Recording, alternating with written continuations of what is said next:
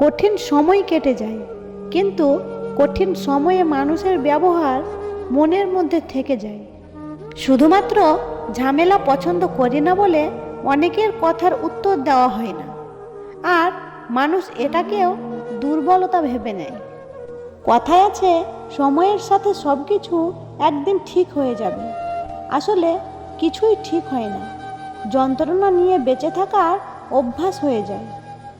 যদি কখনো সময় পাও, তাহলে একবার নিজের চরিত্রের দিকে ধ্যান দিও, তাহলেই অন্যের চরিত্রের বিচার করার ইচ্ছেটা আর থাকবে না। অপেক্ষা এক ধরনের মানসিক যন্ত্রণা, তবুও মানুষকে অপেক্ষা করতে হয়, কখনো ভালোবাসার জন্য, কখনো মুক্তির জন্য, আবার কখনো মৃত্যুর জন্য। কে মনে রাখলো আর কে মনে রাখলো না সেটা ভাবতে যেও না। তোমার উপস্থিতিতে তোমাকে কতজন গুরুত্ব দিচ্ছে, শুধু সেটা খেয়াল রাখো।